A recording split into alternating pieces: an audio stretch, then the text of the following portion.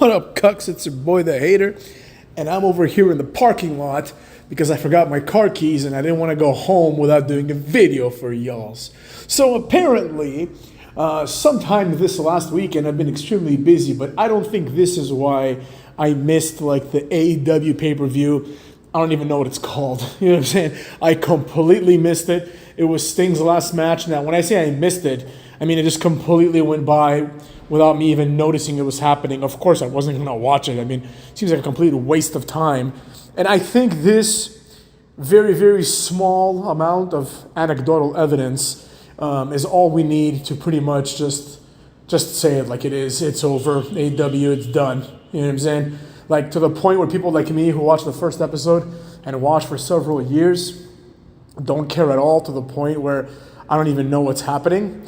I mean, I think that speaks to it. I mean, when you have a main event that involves Samoa Joe, Adam Page, and Swerve Strickland, which sounds like the main event of a throwaway NXT event, you know what I mean? Like, Samoa Joe's last match was in NXT. He's an NXT jobber. And by the way, that's where Walter's headed if people don't start listening to your boy. I mean, Gunther, whatever. But the point is, this pay-per-view just proves the final nail in the coffin. Nobody cares at all. They have no more draws. Kenny Omega's not around. The Young Bucks have never been a draw. Not that Kenny Omega has been, but you know what I mean.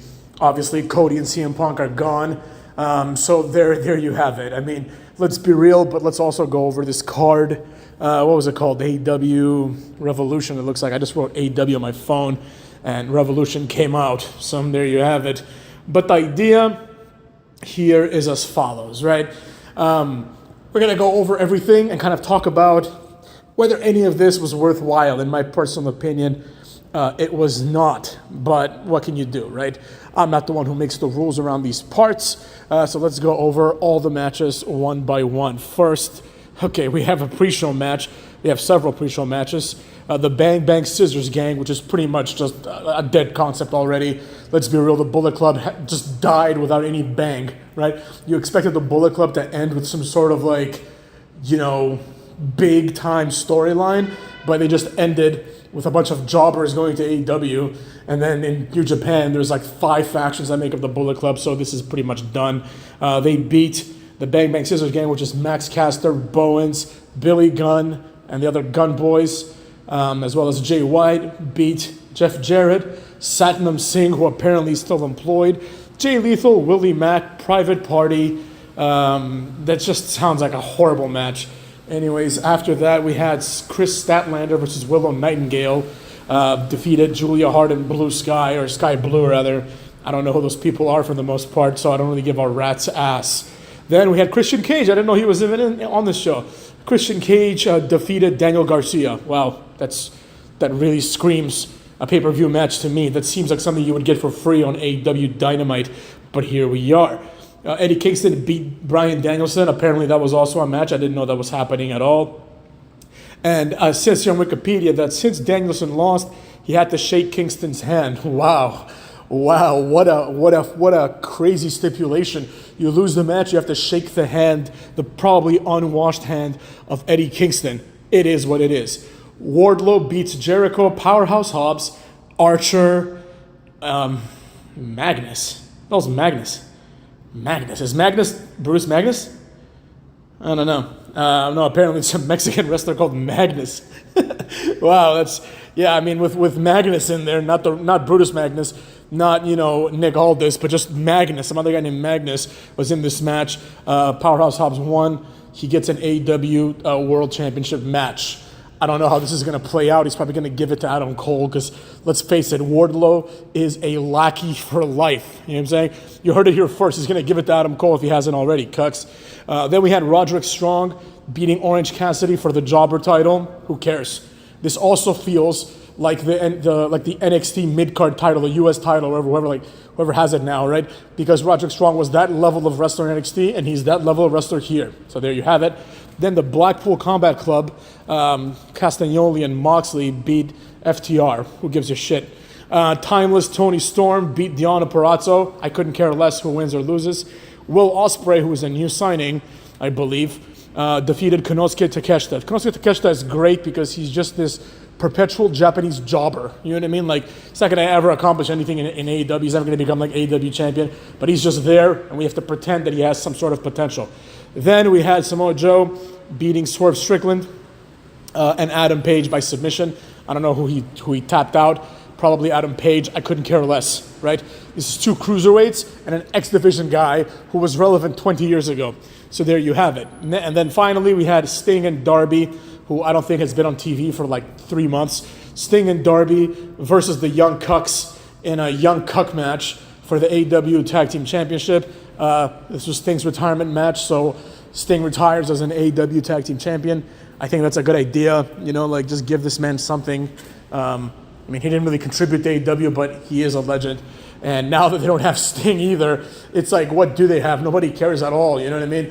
At least there's a few thousand Sting fans that I'm sure watch every week hoping to watch Sting. So, like, the ratings are probably going to go down marginally, but they're going to go down nevertheless. So I think this proves right here everything that I've been saying during my entire time here on YouTube.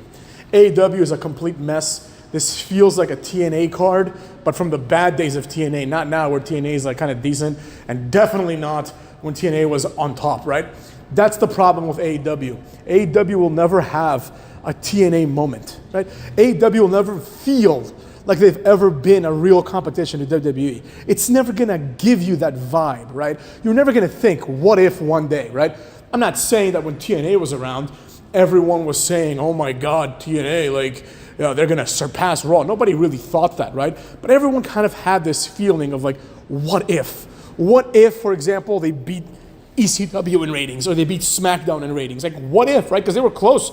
TNA's highest is bigger than WWE's lowest. So, they were right there, right?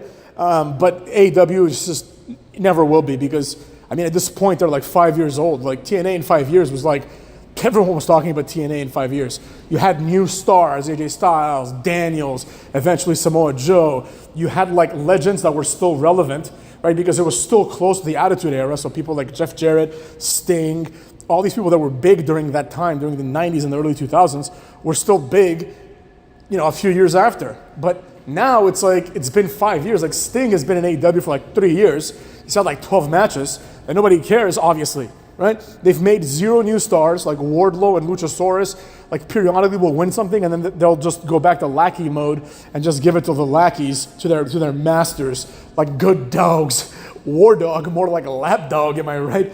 But anyways, the point stands, right? This company, I'm not going to say it's over, because all they need is a nice rebranding, a nice reboot. You know what I'm saying?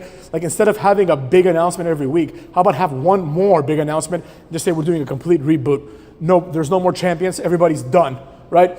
We're going to set up new tournaments to crown new champions. Basically do what Vince Russo tried to do with WCW. That's really your only option because at this point, Samoa Joe is the champion. It just feels like a mid-card champion. MJF eventually coming back, like who cares at all, right? I feel like people have already forgotten about MJF, right?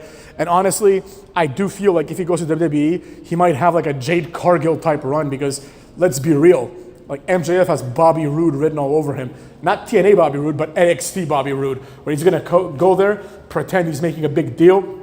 And then I saw a Bobby Roode interview. Bobby Roode dreamed as a child to be WWE champion. But then he told Chris Van Vliet that like his goal was to like be in WrestleMania. No, it wasn't. That's what you settled for because you weren't good enough to be a main eventer. And there's nothing wrong with that, right? There's nothing wrong with that. Not everyone's gonna achieve their dreams to the highest regard, right? That's why Cody Rhodes shouldn't be in the main event if you ask me, but that's not here nor there. But the point stands. The point stands, cucks. TNA, in my opinion, I mean, like, it's not there yet, so I can't say TNA is above AEW, but in my opinion, in like 3 years, people will be looking at AEW the way they looked at TNA 3 years ago, right? And I do believe that TNA is going to have a slight comeback, Obviously, they've hit their bumps in the road, many bumps in the road, but they're still around. And, at the end of the day, if you're around for like 20 years, that does carry some prestige. AEW, if they're around for 20 years, right, they're never going to be like what TNA is. And that goes to show you that although, of course, money is very, very important in running a company, and money is especially important in running an entertainment company, right, where money can sign you people like CM Punk or Sting or whomever, right, or even Ric Flair. At the end of the day, the management of the business is what matters. This should be like inspiring to all of you. Like literally anyone can do a better job than Tony Khan, who has millions of dollars to back this horseshit company, right? You could start like, he's literally, like if Tony Khan didn't have millions, he would be like on the level of OVW with Al Snow. Like it's as simple as that. He would be at that level because he doesn't have the capacity, if that level, probably not even that level, right? He doesn't have the capacity, he doesn't have the eye for talent, right? Like you have Wardlow, you have Powerhouse Hobbs, who you've completely humiliated, right? And they insist on pushing people like Eddie Kingston, you know what I mean, who will never draw a dime in his miserable life, cucks. With that being said, get wrecked.